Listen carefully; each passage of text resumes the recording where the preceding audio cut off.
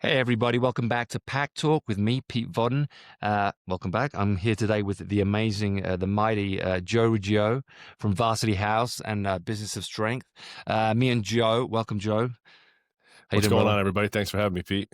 Of course. Me and Joe go way back. We've known each other, how many years, Joe? At least I eight, came out, 9, 2014, more. I came, more. it's been, it'll be Yeah, 12 years and 11, six 12. because Yeah, I you're right. came out to London in 2014. And that's when we met. Yeah, we were, we were part of the old Jim Jones crew, and Yep. we kind of went through that together. Basically, we both kind of became certified Jim Jones instructors way back in the day, and I met those guys. They came out from New Jersey. Just Joe and Dan were two top guys who were just throwing the towel down, and just going for it, and just had that same kind of mentality I did at the time, which was just like go all in, uh, get strong, get fit, kind of prove yourself. That was Yeah. kind of our proving grounds at the time. So we kind of all went there, threw down, and had a good time doing it. And both became certified at the time, which was a big deal for us back then. Sure. And then Meant a lot. both used that certification to kind of like grow our own businesses and kind of decide like Joe, you already had Varsity House then, Yep. obviously, but I think we were channeling our energies in a similar direction, and of course, Varsity House just grew from strength to strength from that point, Sure. and obviously our paths have crossed a few times over the years, And right up I think Jim Jones was a big part of our growth, believe it or not. I for mean, sure. even though it didn't directly affect, it wasn't like it wasn't like a business mastermind. It was all training and all like performance, but it heavily influenced our training and heavily influenced our culture. And it really did change. The one thing I know that it did is the camaraderie it built with like myself and you and Yeah, everybody and a lot of the other friendships. It did the same thing for me and Dan because up until that point we were friends and it was more, like big brother, little brother, coach, mentor. right. But all those years of traveling back and forth to the UK, to London, I mean to Park So like, City and yeah, Salt Lake and stuff like that, we just got so close. We became such better friends and we had so much time away from our business to chat about our business, but inadvertently we'd be sitting in our hotel room writing marketing campaigns, going through our sales processes, doing like employee evaluations while we were like getting ready to go get our asses handed to us at yeah. Jim Jones. But we just from being out of our businesses, we inadvertently were working on the business, and it definitely helped spark a lot of growth for sure. Yeah, and I think we talked about this before, but like there's something about just traveling thousands of miles to get education and Yes. really investing in that and then sharing that experience with other people who are doing a similar thing. There's a certain bond that you Sure. develop with people that you'll never get that on online courses or, all these things No, that no. exist now. Back then you did have to travel to learn, and it made Yeah. a difference. And it also gave you a pedigree and a confidence when you were, you know, talking to clients. And, when I was Sure. back in London, they were asking me, "Oh, what are you doing?" So, "Well, I'm flying to Salt Lake City to do this course and I'm learning from these people." And they're like, "Oh, wow, that sounds amazing." And And it partially sounds amazing because they're like, "Holy shit, this guy's willing to travel all like, exactly. get on a 10-hour plane flight to go to Right. Salt Lake Right. Yeah. to learn, like to learn about gym shit. Like that must be it must be badass because, Yeah. And, you and know." also like it makes them think, "Oh, I'm actually investing my money in someone that gives Mhm. a fuck, who is Yeah. actually trying to learn and get better as Well, opposed to the analogy that we literally just had our town hall with our team. We did our final town hall of the year for, and we had like our Secret Santa and stuff like that. We did some fun team building stuff.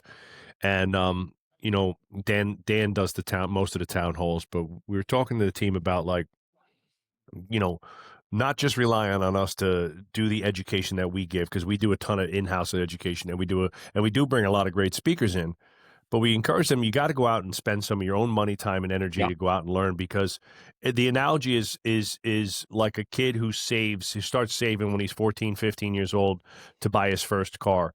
And he works that summer job or he's got that weekend job and he works his ass off and he saves himself, five, six, $7,000 to buy that to put down towards his first car. And he's got so much pride. And that's the kid that's out in the parking garage, waxing the car every weekend, cleaning the tires, and he keeps it spotless versus the kid who just gets handed a new car from mommy and daddy Right. when he turns 17, and he disrespects it, treats it like shit, doesn't get it clean, doesn't change the oil. And it's the same type of thing, you know, because I had to pay a lot of money and a lot of time, energy, and effort to do those things. It meant a lot more to me, right? And I still literally today was, you know, DMing Lisa because I'm like, hey Lisa, can I get a couple more Jim Jones shirts because I don't have all of mine are rotted out and falling Right. apart, and I was like, and I still wear that shit with pride, and I'll walk around Yeah. town. And I still people to this day will be like, dude, Jim Jones, they were so badass. That place was amazing, Yeah. you Right. know? Yeah. Yeah. Yeah. It really was. And, I think, self-respect is very important, and not feeling like, we all suffer from, a little bit of imposter syndrome from time to time. But the more you do, the more you learn, the more you travel, the more you invest in yourself, the more self-respect you have and the less Yes, imposter syndrome you have. If yes, you're charging $200 a session and all you've ever done is a weekend course online, it's going to be real easy for that imposter syndrome to set in, and for good reason. Like, you honestly don't really know what you're doing. You're just kind of winging it. Where you yeah. do gain that kind of self-respect from really investing in yourself. So you guys, me and Joe just did the Cactus to Clouds hike from Palm Springs to Idlewild, which I Mhm. want to get to in a little bit because it was an amazing adventure that we had together, and we want to talk about the training and stuff that we did for it. Sure. But before we get there, I want to speak to you guys a little bit about Business of Strength, because the Business of Strength is something that me and Emily became a part of about a year ago. And, Joe's been working on the Business of Strength for the last, what, 8 years, Joe? Yeah, well, we started right after we got certified. So it was like 2015, we started doing the 2-day workshops. And Okay. then in 2018, we started the mastermind groups, which Okay. we started the private consulting. So yeah. So, Yeah, so you guys know that. So the Business Strength is, as Joe said, like a mastermind. So yep. we're part of this mastermind group where we share concepts, ideas, share problems, try and come up with solutions with a bunch of other established gym owners. Hmm. And then we get together once a year at a retreat. And Joe and his team put on an amazing presentation, basically, where they have guest speakers. And we talk about all elements of the industry, whether it's sales, whether it's marketing, whether it's culture, whether it's team building, whatever it is. We bring all those elements together. We all go to a hotel together. Joe presents it over a 2-day course, and it's phenomenal. Hmm. We've been to the last two. Both have been excellent, and it's really helped us grow our business at Pharos, because we got to the stage where, and I think a lot of gyms get to this stage where we kind of opened it. We opened one facility. Me and Emily were there all the time. We were in love with the whole thing. Everybody saw us every day. Members came easily because it was all word of mouth. It grew very organically. We didn't even think too much about sales and marketing because it was Hmm. just happening organically. And because we were there all the time, it was easier to have relationships with everybody and have good team building and all that kind of stuff, because we were all in that same building every single day. And then obviously once me and Emily moved to Idlewild, opened the second gym, opened the third gym, opened the fourth gym, had more employees, had more problems, had more need for bigger growth, more sales, more marketing, more understanding of how a business like that works. We needed help, and we brought in Joe and Dan and the team, and they've really helped us structure things and have a better vision for the future. So, Joe, what was the real, what made you start Business of Strength, first of all? What was the real impetus in the beginning? I mean, I'll give credit where credit's due. I'll be honest with you. Bobby Maximus, Rob McDonald, kind of encouraged us to do it. And he was like, one day we were having a chat and we started talking business. And he was like, guys, you guys are, you know, out of all the people that we have in our certified coaches and all the people that come to our workshops, it's pretty obvious that you guys are, you know, kind of far and away, you know, some of the better business people here, Mm. and have a really good business, have built a good brand. We already just built and we own and operate our own HQ at the time. So we had our current facility that I'm in right now, the 20,000 square foot headquarters that we're in. And he was like, you know, you guys seem to have your shit together. He's like, would you be willing to do like a little like 1 day like business acumen course as an add-on to one of the certifications, right? So that was the first business of strength anything Yeah. was we did I think the certification was a Saturday, Sunday. It was like one of their fundamentals. We had already been certified and it was one of their fundamentals. And um we came in on a Friday and did a business basics course, and we really enjoyed it, and it went over really well. We had a ton of great feedback from it, and we basically just went home and said, hey, look, we got a lot of friends who are gym owners and or coaches who are not business people, like we weren't. Dan and I just basically are self-taught businessmen, Yeah. and why don't we just like invite them to the gym one weekend and show them what we're doing? And we just like literally called up like every meathead gym owner, friend, and coach that we knew and said, hey, look, we're going to run this 2-day workshop. We're not even charging you guys. The first like 1 or 2, we didn't even charge them for. We just come to the gym. We're kind of like working this out to see if it's actually something we want to do as a business, but like we just want to help. So we basically did what we called it an immersion, and we just basically walked around from place to place in the gym and showed them everything from our marketing to our operations to the front desk to the training product. And it went really awesome. We had like 25, 30 people show up to that first workshop. Same thing on the next one. And then at that point, Dan and I were like, hey, I think we got something here. And we just kind of Yeah. started it organic like that. So for about 2.5 years, all we did was these 2-day workshops, these 2-day immersions. And they were almost identical each time. We maybe would put a little bit of a spin on it, but we basically just broke down each of the key areas of the business and gave everybody like a booklet to walk away with and kind of fill in the blanks on their own business, right? Yeah. And then fast forward a couple years, the obvious progression is, all right, we're doing these workshops. Pete and Emily come to a workshop, they go take care of business, and there's nothing else for them. And we had a lot of people calling us at that point, like, hey, the workshop was awesome. I got so many ideas. I really have no idea how to or what I'm supposed to take action on first. Like, what do I Right. do with all this information that I got? Like, my head is exploding, but I don't actually have like a pathway to follow. So Dan and I started consulting with a couple people that were like friends of ours, Tony Smith, who being Yeah. one of them, right? And Tony, we just said, hey, Tony, like he was one asking for a lot more help. So we're like, Tony, dude, we'll just help you. So we were getting on calls regularly with Tony and a couple other gyms, friends of ours.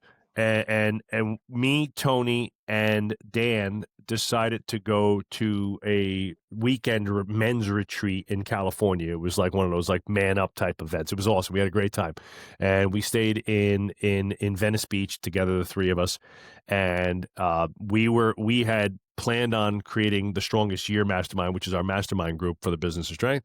And Tony was the first person to join. And while we were on that vacation, like I was, speaking to other gym owners selling it. And then that Monday we got back that Sunday night. Monday we started the mastermind group, and now there's 50 plus gym owners in there. And the difference, like I said, the difference with our group is the personal attention that you get. It is customized. You get total access to Dan, myself, Adam, Big Mike, and now Tony as a strategy coach. And you have a call link. You have all our cell phones. And we try to make ourselves as available as humanly possible, which is a rarity in the consulting business where it's like, there's all these walls or layers of like, oh, shoot me an email, come to a workshop. It's like, if Pete and Emily need help and you're texting me like, dude, I don't know what I'm supposed to do here. I got an employee that's doing this, or I got I'm about to launch a campaign on Monday. And I can honestly say, like, Pete, have I ever not responded to a phone call, text, email, Yeah, like no, within totally. a few hours? It's like, Yeah, for sure. and that's really what Dan and I wanted. Is we were in lots of mastermind groups, and it was like they were these giant, 150, 250 person marketing groups, and they're great. We learned a lot, but like when I needed help, Yeah. it was No one was there crickets. for you. Yeah, it Yeah. was crickets, and I was like, well, I don't want that. I'd rather have 50 people Right. and be able to communicate and talk and interact with everybody, and that's what we do. And I think like putting on events. So we do about 4 to 6 events a year, depending on the year. Next year we have 5 events coming up. Our first one in January here at HQ is Trainer School. That's basically a product event. We break down every aspect of the training product. It's a 1-day event. It's dirt cheap. We charge $200 for that. You're getting $10,000. Look, it could be millions of dollars in information if you took it and changed your whole product and pricing system around, right? So that's one. That's the next one, and then we're going to London, man. We're going back to the old stomping grounds Yeah. in March, and we'll be in City Center, London. That's a 2-day event. That's a a full immersion. So then we're basically breaking down each aspect of the business. And That's we've like a had business of a strength, like 2 day, the Yep, same 2-day kind of workshop, thing. Yeah. sales, marketing, Yeah. operations, training, product, leadership, meetings and schedule, personal productivity. So we kind of hit each of the key seats of any small business. And the people that come to that walk away with a, really well-defined blueprint in each area. We record all the talks. And so anybody who signs up, they get all the recordings, they get the blueprints, they get the packages so when the event's over, you could still rewatch some of the workshops. You're going to get all the workshop paperwork and stuff like that. And we always, as with any good, sales and marketing person, we have a great opportunity for people to work with us post event if they want to join the mastermind or do some consulting with us. So Yeah, but that's those are awesome. really the two. That's really all we do is workshops and the bespoke consulting, and that's really what we enjoy doing the most. So it's like when I discern it down to like, all right, what do we like doing? Well, we love throwing parties, right? We love throwing events and having a good time, right? And as I like to say, giving everybody a little bit of truth serum, aka alcohol and fun, Yeah. and then we do the one-on-one consulting, which I think is a unique factor in the consulting business. Well, also what it is relatability because, Sure, most of us, when we first get into this game, we don't get into it because we want to do business and marketing. We get into it because we love fitness. sure, And you were like me. You meathead, you like training. You yep, you went to Westside Barbell. You went to Gym yep, Judge. You went to all these different places. And you thought, like I thought, if I just have an awesome training program and if I'm an awesome coach, then the business will just kind of happen. But you find out pretty quick that it doesn't work that way. And then correct, you have to put your big boy pants on and be like, okay, how do I actually run a business? And I think correct. that's most of us. That's most of us in the fitness industry, and that's most CrossFit gym owners who are struggling right now. That's most people that just got into it because they love coaching, and then you get 5, 6, 7 years in, you're like, holy fuck, I've got to deal with this. I've got to learn how to manage this. There's so many different factors to consider. The best businesses in the world, the best coaches in the world have coaches. It's Yes. not like everybody needs help. Everybody has those questions.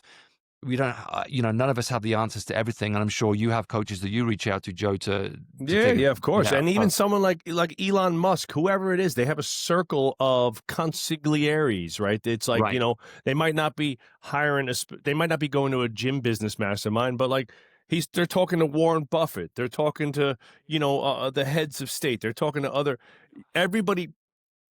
The biggest thing with joining a mastermind or hiring a coach is the same thing like hiring a personal trainer.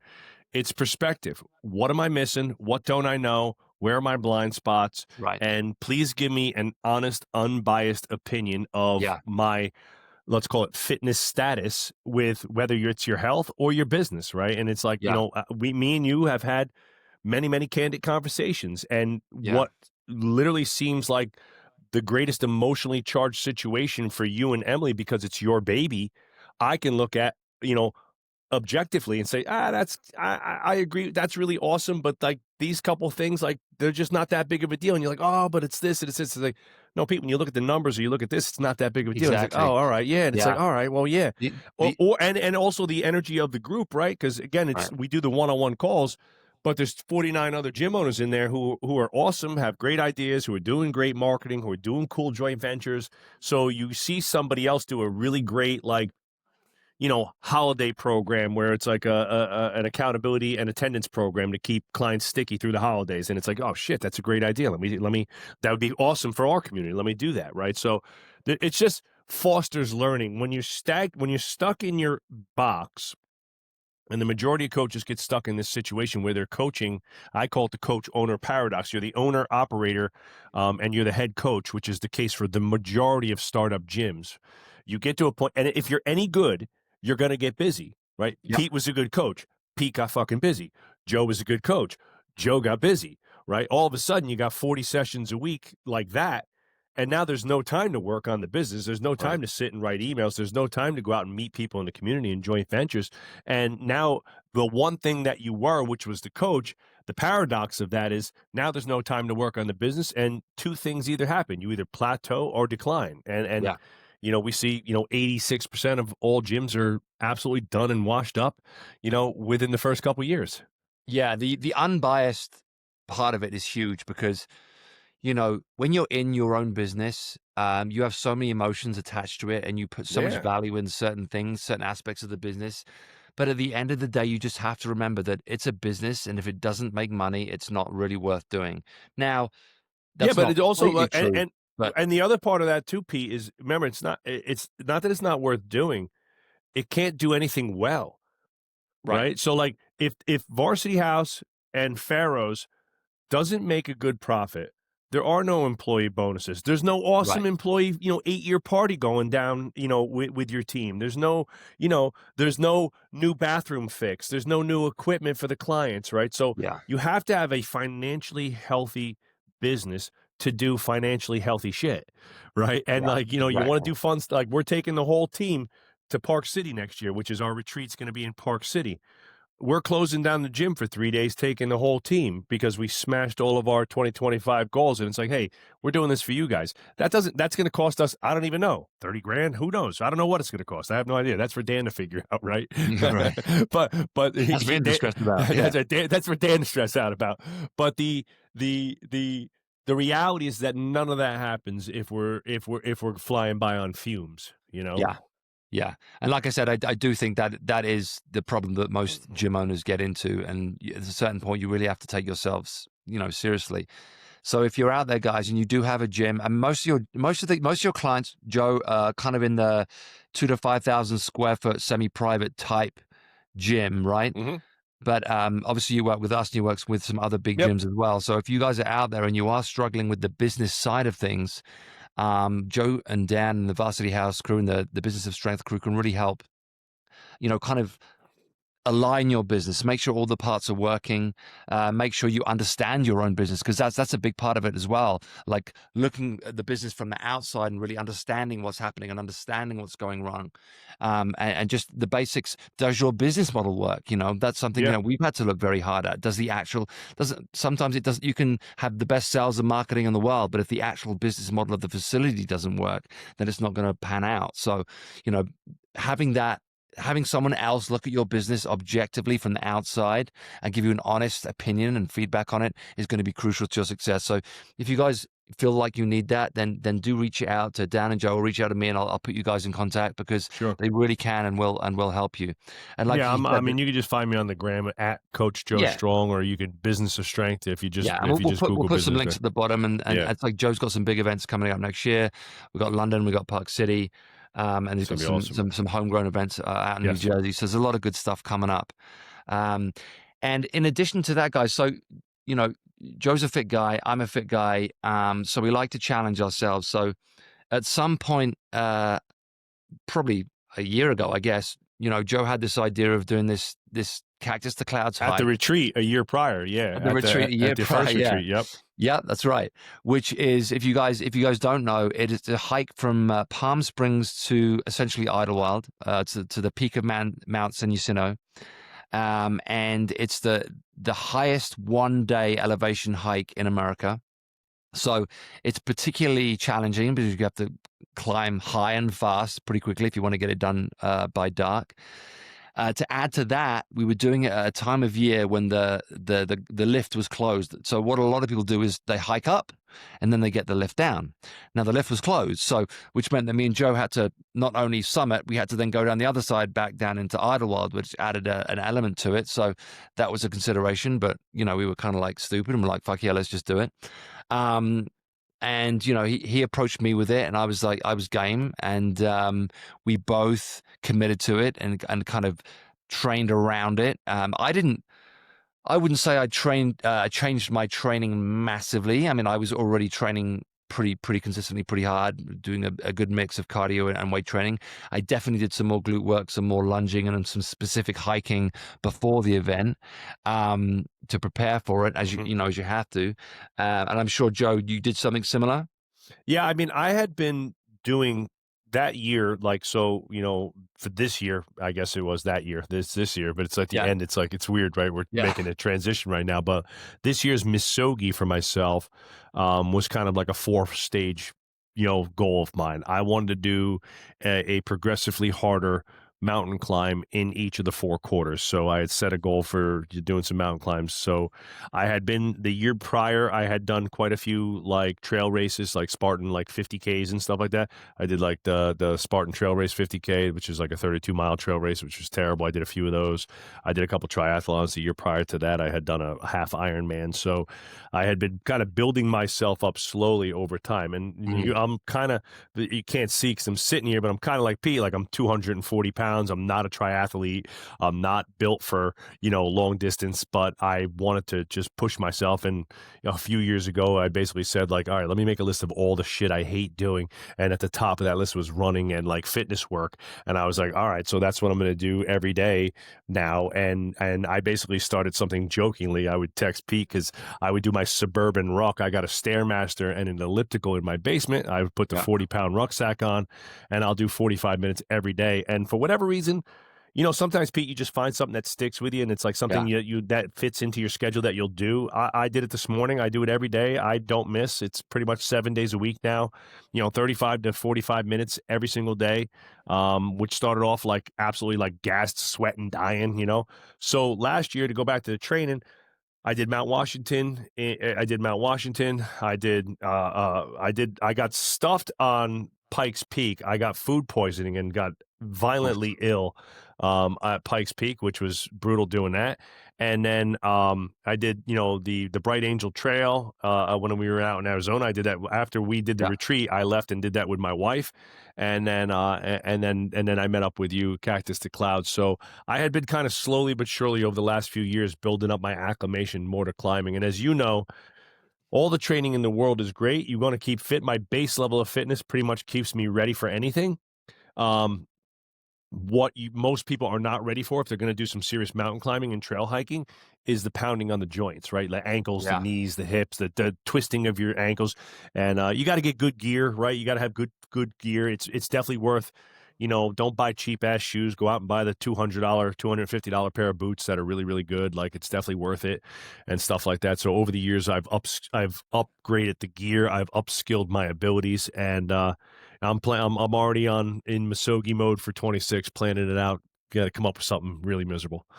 Yeah, I mean, like this, because this is a hike that you have to take seriously. Yeah. Like you said, we both have a good level of GPP, but then you have to have some specificity before you go in there, and you have to have a plan. So our plan was, we stayed in a hotel close to the start the night before.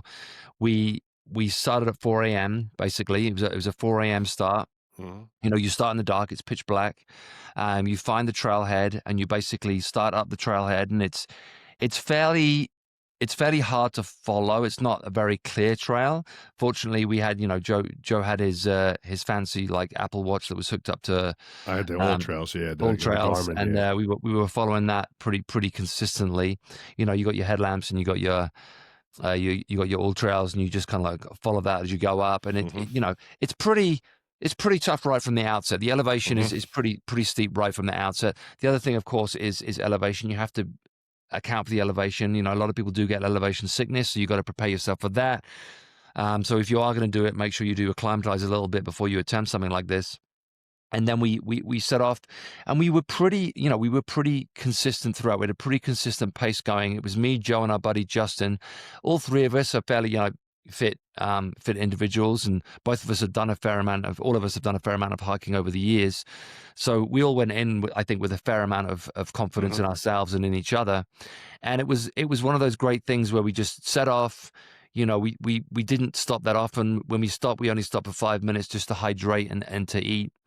It's a beautiful hike because, you start in the dark, and then, after the first kind of like 2 or 3 hours, obviously the sun's coming up, and you turn around and look back at where you've come from, and you can see the whole of the Palm Springs and the city under the lights, and the sunrise is coming up, and it's a phenomenal, experience. And as you go up and up and up, obviously the terrain changes, and the vegetation changes as you get higher and higher, as you go from, Cactus to Clouds, as you go from the desert into the mountains. And, there are certain points where you definitely feel your glutes working hard. You definitely feel your engine working hard. Your heart rate's definitely elevating. There's some parts that are particularly steep and particularly challenging. Yep. But we never had any points, Joe, where we were like, this is gonna best us, right? No, I think the only part where that was hard was when we were coming on the inside of that one ridge. I think that's what the heck was that called? Like Holman's Notch or something like Yeah. that. When we were on the inside of the mountain, it was very steep, and it was the only place where, like, if you did fall, Yes, that you could be in for Shit's sure. Creek, like we'd be hella backing That's you out of true. there, Yeah. right? And we were going uphill. I think I want to think the first 5 miles, we went 5,000 feet of elevation. So you're going up 1,000 feet a mile, which is like Right. very, very steep in hiking terms. So, Yeah. my game plan going into this, like I had been wearing heart rate monitors for about a year. So I knew like where my sweat point was, right? Yeah. So, and that was my sweat point. And what I noticed too is that I was not sweating nearly as much as I thought I would be at the heart rate that I was at because of the being on the West Coast too and the lack of humidity. I was gauging my sweat at about 135, 140 beats a minute, which is for me is Right. like a high level zone two. On the East Coast, which is, obviously like a low humidity day is 50, 60, 70%, right? So, Right. so when I got out to the West Coast, I was like, man, this is nothing. I'm like barely Yeah. sweating, Pleasantly right? So surprised. yeah, it was Yeah. great, right? Yeah, exactly. So I knew if I kept my heart rate and my pace where I was like right around between like 130 and 140 beats a minute, that I could go at that pace pretty much indefinitely. As long as you don't roll an ankle or something. The one on our way out, because we were trying to beat the clock, right? And it was getting late and we Yeah. were hustling a little bit on the way out with the night lights on. I don't know if you remember, but like very close to the end, we were maybe a mile or two from the end. I tripped and fell, and I was like, I was like, I didn't hurt myself. I more scared myself, and I was like, Jesus Christ! I'm like almost done with this thing. Don't Yeah. fall off Yeah. the side of a Exactly. mountain now, for God's Falling on the sakes! final Right? hurdle. Yeah. Yeah. Yeah. And I was like, Christ, Yeah. But Yeah, I mean, the one thing you got to be aware of, guys, there's no real hydration stations on this hike, so you have to carry. no, I carried like 6 liters, something like that. yeah. And then there's one outlet like near the top, basically, Well, like at the ranger we station picked the near the one top. weekend where the ranger station and the lift was closed. So Right, yeah, right. But there was a very slow tap there, so we did refill there. But you got to make sure you take enough water. So take that seriously, because if you get dehydrated, you're fucked. And And also, always bring a water straw. Always bring a life straw with you, no right, matter what. Because there were creeks. There were places right, where if you had to, you yeah, could suck water out of a creek yeah. if you were desperate. And also, we got lucky. Like the temperature on that day was Yeah, particularly cool it was for that gorgeous. time of year. So we lucked out with that, because when you first start on that open face in Palm Springs, if it's a hot day, that sun will just bake you, because there's no shelter, there's no coverage really on that first the first few Yeah, thousand we had a feet. great So, crew. I mean, I think the vibes were high. yeah, The four of us had a great time. We had great conversation. I mean, I don't think we stopped talking the whole way up. It was the yeah. way down. We didn't say a We word didn't to each other on the way We down. didn't say a word to each other on the way down. Right. Yeah, The high of making it was over. The anticlimactic knowing that, oh man, we gotta yeah. wait. I think We got a 7 mile or 8 mile hike out. We're like, oh yeah. I think that really does make a difference, though, because we always say you have to be in good company. If you're around someone who's just annoying you the whole time, it would be a miserable experience. oh Or yeah, someone who's just being a little bitch the whole time. It's like, you really want to make sure when you do something like that, you want to do it with people that you enjoy spending time with, and you have trust and faith in that they're gonna, not be yeah. complainers. If someone's complaining the whole way, it's like, oh my God, please. Oh Like, god. why did you agree to do this? You know, so yeah, do it in good company. Yeah, For sure. make sure you take water, make sure you take food. Like I said, we only stopped like a few times for like little 5 minutes here and there. And then when we got to the ranger station, we probably stopped for like 15 minutes. And at that ranger station, like usually you would have the option to go down just after that, but in the lift. But obviously we didn't do that because we wanted to get to the summit and over. So we went up to that summit. And once you do get to that summit, it's a phenomenal view, a phenomenal 360 view, obviously, of Indio, of Palm Springs, of Idlewild. You see all the way around. The funny thing was, obviously, we were prepared for the heat. I don't think Justin was prepared for the cold because it was a cool day. Once we got to the top, it was pretty chilly up there. Very cold. And I think Justin had been a little bit nonchalant with his packing, Mhm. and got pretty cold at the top, and then was pretty freezing and Yes. miserable all the way down. So, Yes. you have to realize you're going through multiple climates and a lot of different environments. So you got to pack for both. You got to pack for the heat, and then you got to pack for the cold.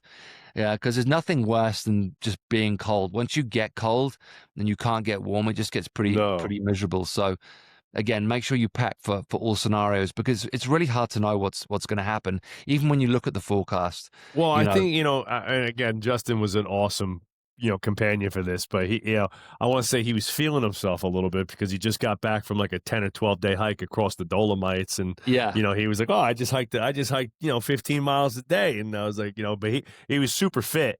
yeah, But the cold is the cold. Like Peter says, it kind of shuts down your body, and it really messes with your mind. When I've been, when I did Mount Washington at the top, it was -35. It was yeah, brutal, like brutal. crazy style. And I just remember like my body going like within minutes, like I'm like your hands, and you could just feel it. Like if you stayed up there, for a half an hour, you would definitely have frostbite, and we Yeah, we we basically took our photo at the top and like get the hightailed fuck it out of out of there. Yeah, yeah, there. yeah, Yeah, yeah, yeah. yeah, that's miserable. Yeah, there really is nothing worse than being cold. No. But once you get to the summit, it really is a feeling of accomplishment. But it's also that thing of like the adrenaline gets you there, and Yes. it's hard work, obviously, but energy is good. If you have good banter all the way up, it's a pretty good experience all the way coming Hmm. up. And like I said, there's lots of fun, different terrain. It's not like you just hiking up one thing. It's like multiple terrains, multiple. That notches Yeah. Hub's Notch. That Grips was a super notch. fun little like where the Yeah. mountain just kind of like flans out for a while, and you're just walking through this weird, It was feels almost like the redwood forest, right? It was like right, pines and huge redwoods. It was huge, yeah, huge beautiful. redwoods. It was It cool, feels man. Like we saw some deer, right? We saw some deer in the Yeah, feel some distance. We saw deer. some, yeah, it was It cool. I mean, feels very Lord of the Rings. yeah, yeah, yeah. It was fun. It's nice to have a lot of time to think too. I mean, Yeah, sometimes, I had a pretty tough year. Personally, my mom had passed away this year, and yeah, I was super, super close to my mom, and I grew up. My mom, a single mom. I grew up. My father had passed away when I was a young boy, yeah, and so it was pretty much just me and my mom my whole life. So, watching my mom the last 2 years kind of decline physically, even further motivation for me to do what I do and really push the message of what we do and how much it helps people. But it really made me think a lot about my own personal fitness and the culmination of that hike. Honestly, was for her, right? It was like, hey, yeah, I'm gonna carry the torch and spread the word of fitness and health and my mom's tip was an old school type of lady, Italian lady, like lived for her family. They didn't have a lot of money, so we didn't like when I was a kid. We never traveled. We never did cool shit like this. We didn't go to cool places and stuff like that.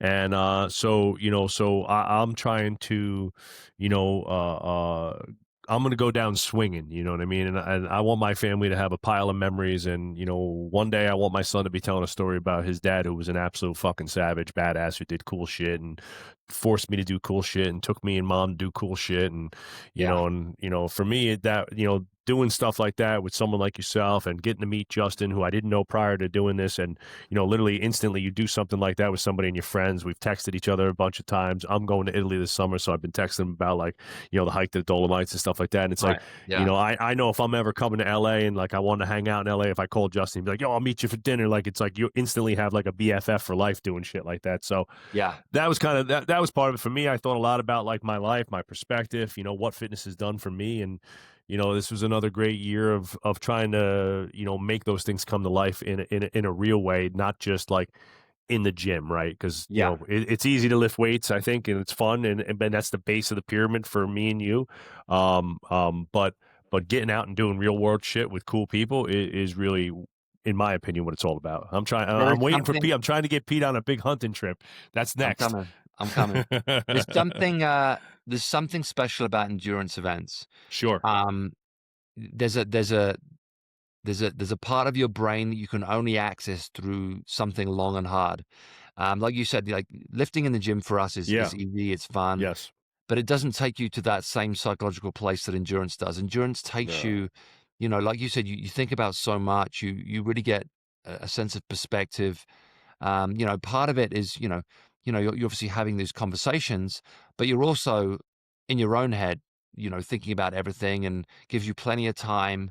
to really, you know, think about where you are, what you're doing, where you've been, people you've met, all these things go through your brain.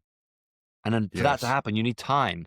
And endurance gives you that time. Endurance events gives you that time. There's a Whether it's huge time delay, right? It's yeah, like, this thing's gonna take 16 hours. You're like, "Oh, yeah, shit." You mean I could go yeah. to I go deadlift, that takes 6 minutes, Yeah. And it's Like, like when else in your life do you actually have 16 hours to really think? Like, Right, never. Like, that right, never happens for me and you. right, Like, we're both super right. busy every day, Running. 7 days a week. It never fucking ends.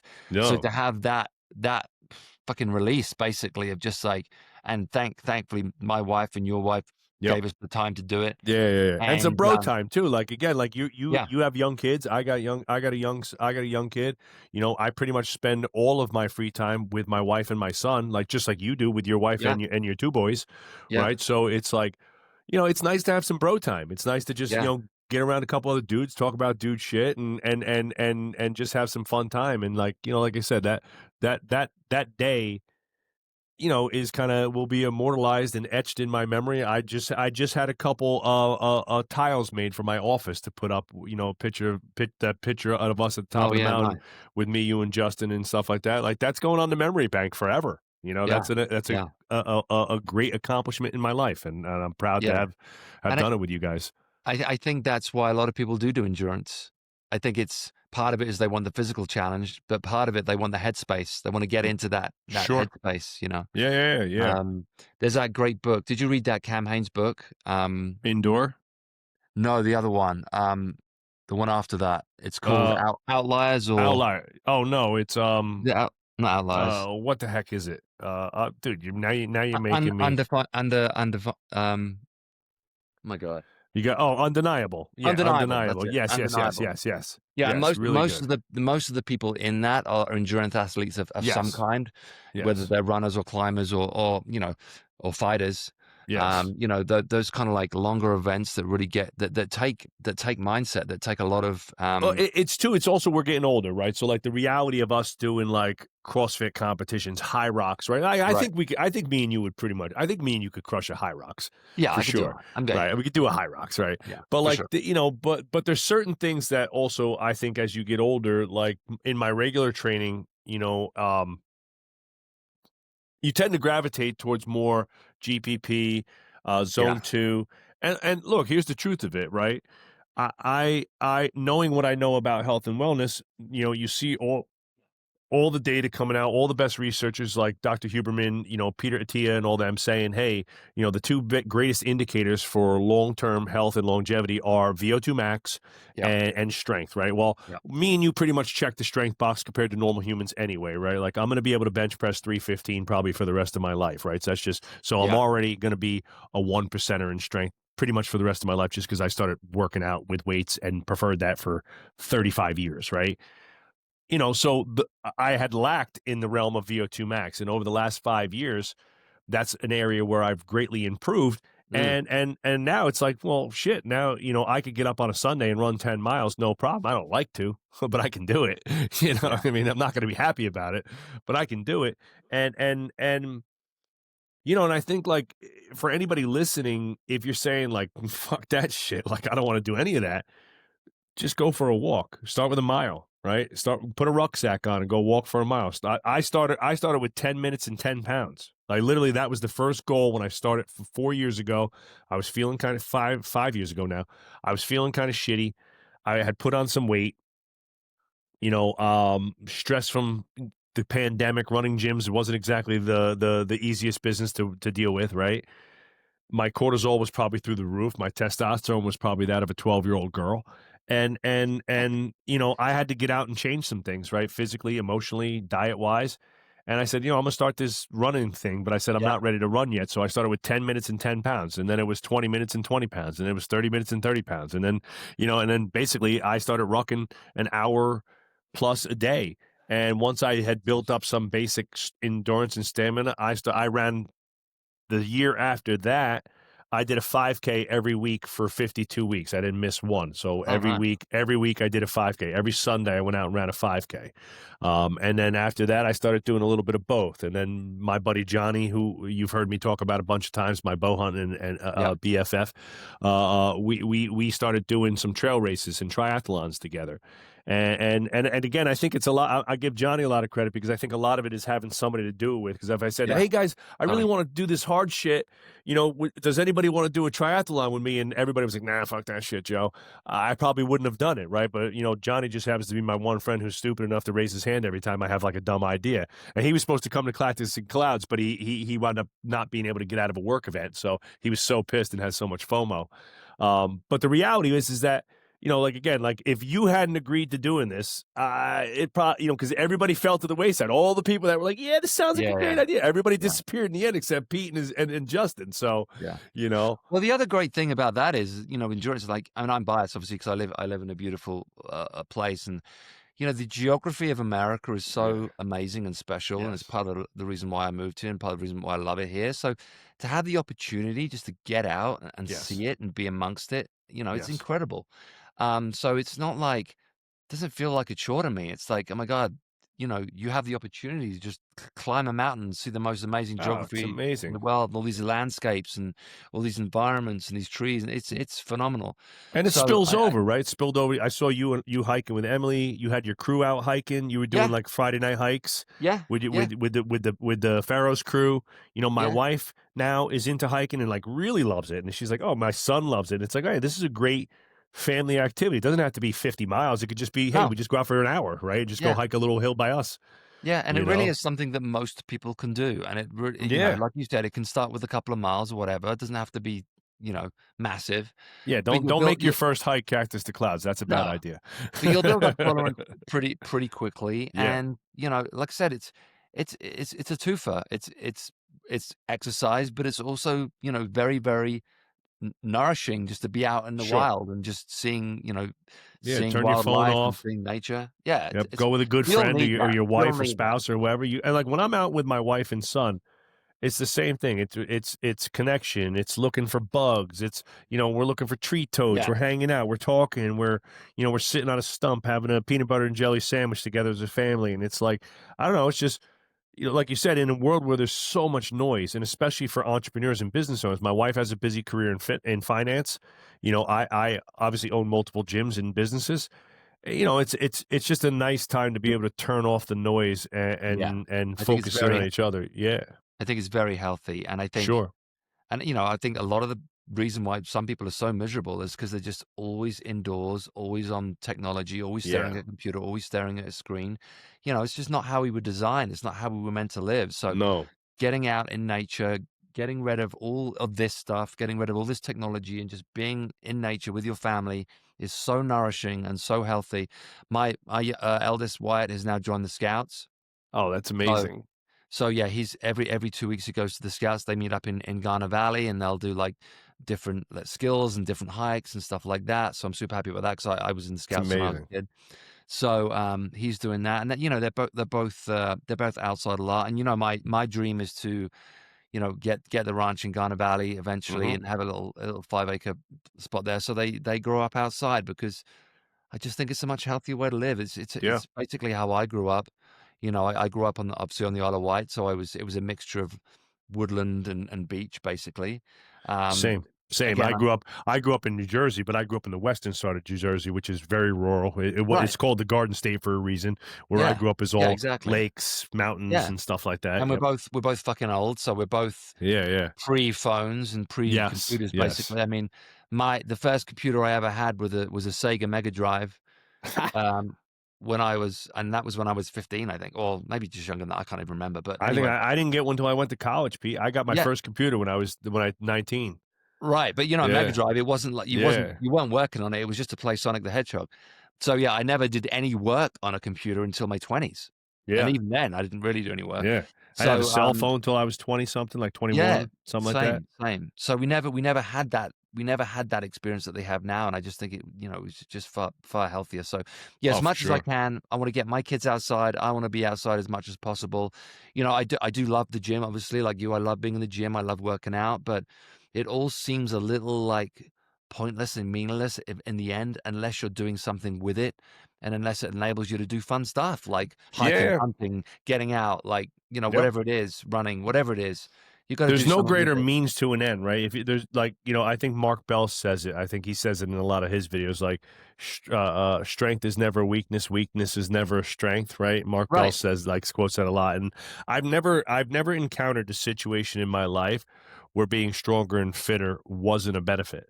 Right. right, At totally. anything, whether it's carrying groceries or staying up late and having to carry my son upstairs to bed, you name it, whatever it is, like there's Yeah, it's not doesn't just have to be crazy endurance stuff that me and you might be into, but I look at the average mom and dad and a lot of the people that maybe we work with in our gyms. It's like, hey, don't you want to have more mental clarity? Don't you want to have more energy at work? Don't you want to be able to come home from work at 5:30, 6 o'clock and have the energy to be a great husband, dad, mom, and be present with your kids and not be exhausted from your day, right? And things yeah. like that, right? I don't. Don't you want to have a really great way to mitigate stress, right? Like Right, if you got a busy career, I was talking to Justin a lot about that while we were hiking. He's a lawyer, right? He does in criminal law, so he's got very high stress, high profile clients, right?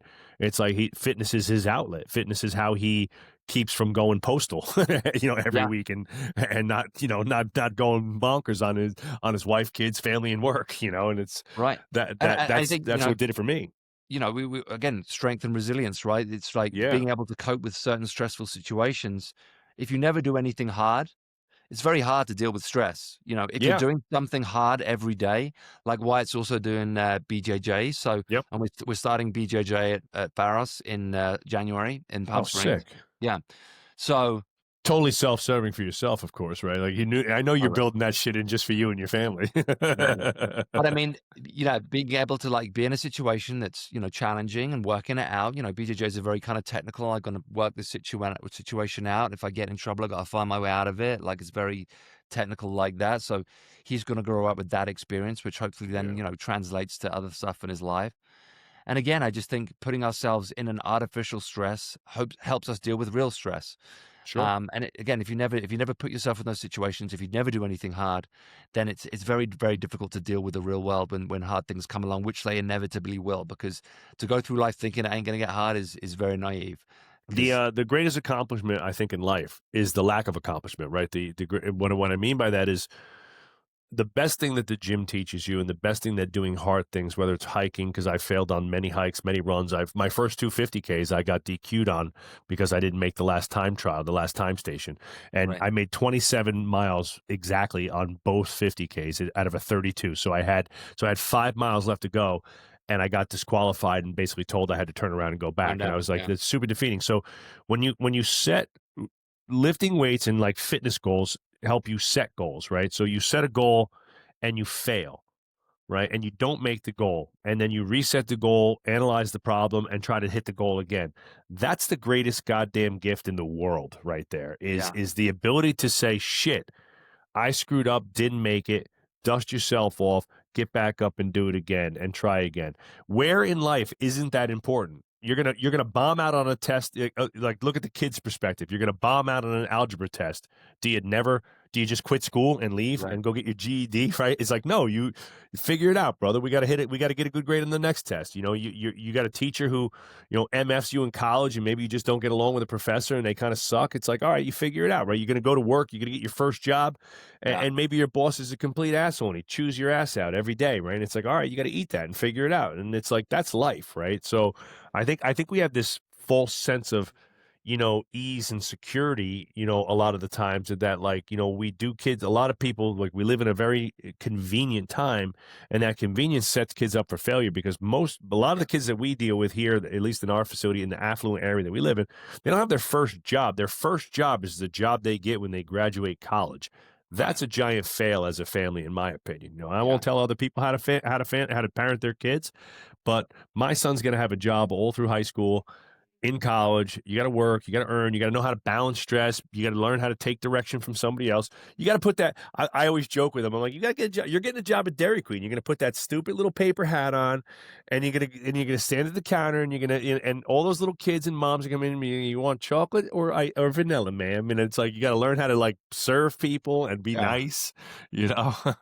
Yeah, there's so many good lessons that you learn from it. Yeah. You know, me and you Yeah. both had super shitty jobs growing up, and Oh. they teach you a lot. They teach you a lot. You I know, worked you, at I used to work at a garden center when I was a kid, right? And we would do Christmas trees in the wintertime, right? So, you would put like a little plastic cover on them to fold them up, and then you would saw the ends off and stuff like that, right? By the end of the day, I had pine needles in every orifice, in my shoes, in my pants, in my pockets. I had pine sap all over me. You're standing outside, it's 20 degrees here in New Jersey, freezing your ass off, right? And people are nasty to you sometimes, which is ironic because they're there to get a Christmas tree. Like, it should be happy, right? And yeah, like, your boss is yelling at you to hurry up, and it's like you out of every 10 trees you'd load on somebody's cars, maybe one person would give you a tip, right? And it was like, and you just had to sit there and eat it. And it was like the only job I could get like at that short notice. And it yeah, was like the guy paid you like obviously in like 1992 or whatever that was when I was in high school. It was like $8 an hour. It was like yeah. terrible. Dude, worst So worst job I ever had. I was 16, so drinking age in the UK is 18. yep, So I was working in a nightclub, but I couldn't serve at the bar obviously because I was underage. yep, So I was basically a glass collector and a cleaner. right. So I was fucking mopping up the bathrooms in a nightclub at 2 a.m. Oof. And this was back when nightclubs were like this was the 90s. So this was like Roadhouse. Smoking, yeah, road Dude, exactly it was, bad, yeah, it yeah. was smoking. There was like puke and booze and piss Oh, all over the floor, and I was mopping that up at 2 a.m. at 16 years oh, old. Yeah, Jesus, that's and awful. I'd walk home from the nightclub. Oh, It was my rough. worst job was working for my Uncle Vinny. My Uncle Vinny got me a construction job working with him. He did excavating. And I thought I was gonna just be like the boss, right, and come around like I was gonna drive bulldozers or some shit. Yeah, And I showed up day one, and he's got a pickaxe in one hand and a shovel in the other. He's like, "All right, you see that giant pile of rocks over there?" I said, "Yeah." He's like, "I'm gonna scoop up a bucket of rock with the earth mover, and dump it in the footing drains along these houses, and you're gonna hand spread it all." Along. So oh I yeah, spent 8 hours a day, 5 days a week, hand shoveling like inch size a rock into the footing drains around the foundations of homes and condominiums that he was working on. And I would come home and my hands and my arms would just be numb from the vibration of like trying to yeah, shovel yeah, yeah. rock, right? And I was like, oh my God. That got And you. he was a tyrant too. I was like, I come home and like he was like my best uncle. He's the nicest dude ever. Like right now, where he just moved back to New York, where he's like literally was like another father to me.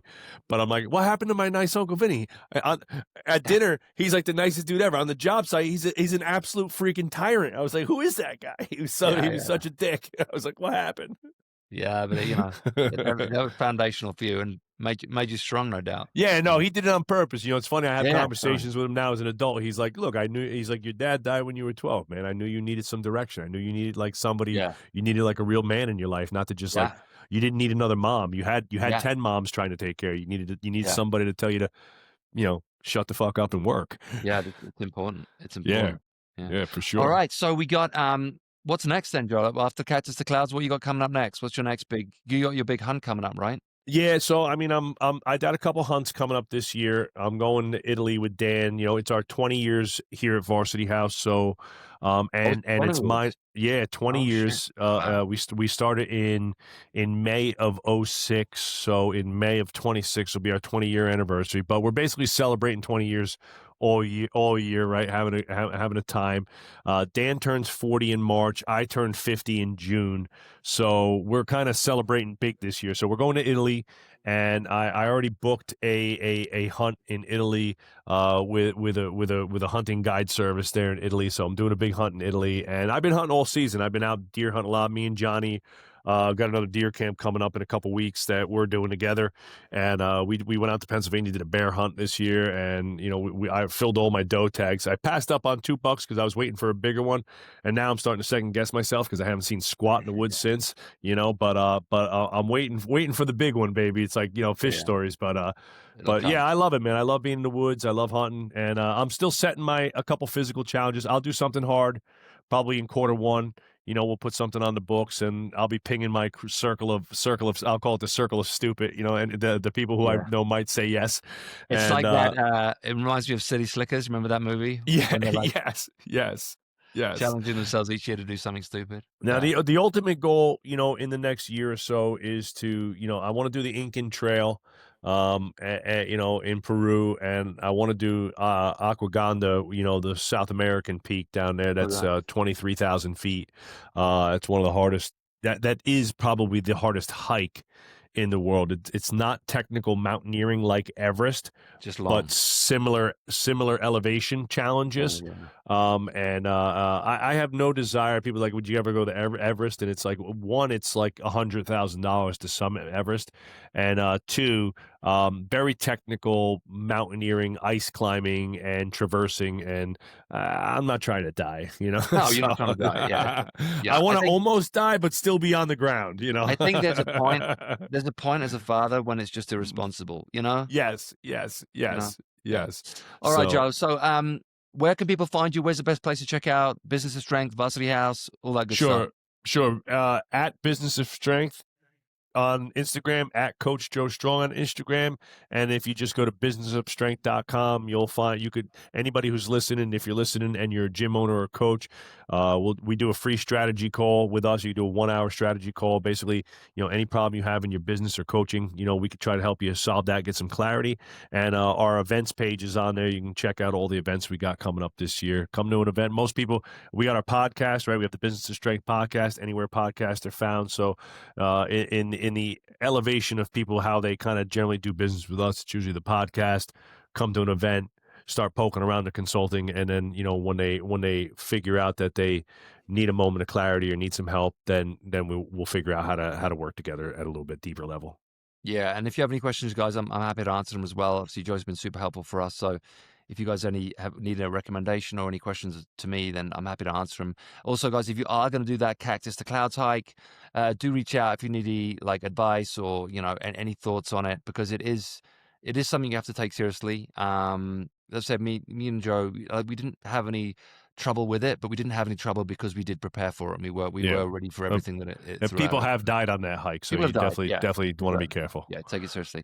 All right, guys, that's it for this episode. Thank you so much for tuning in. Joe, thank you so much for joining me today. Thank you, It was Pete. great to see you, brother. I can't wait to see you again soon. We'll be Same. out in Park City early next year. And Yeah, it's in September. That's gonna be and don't awesome. forget, and don't forget, guys, Joe will be in London. So if any of you English people are listening, Joe will be in London. That's February, right? London? That's March. That's going to be March. Yep, that's March 7th and 8th. That's a Saturday and Sunday. That's right in city center, London. We're right near. We're going to be right. The place we're doing the workshop at is right near Borough Market. Okay, cool. Yeah. Yeah, all the Okay, information's on the website too, so you can check it out there. great. So check that out, guys. We're open, guys, obviously in all 4 facilities right now: Palm Springs, Echo Park, Idlewild, and Redondo Beach. It's the last, you're probably, by the time this podcast comes out, you're probably going to miss out on the winter specials. You might just get in, but it's going to be an awesome year next year. We've got a lot of cool stuff coming up, so come check out the facilities. We got a lot of new equipment going in. We got new bathrooms in Echo Park. We got new turf all over the place, perfectly set up for all of your high rocks, CrossFit, bodybuilding, boxing, whatever you want to do. We got it at Pharos, so come check it out, and I'll see you guys next time. Thanks, See you. Pete. Thank you, brother. You got it. Thanks, man.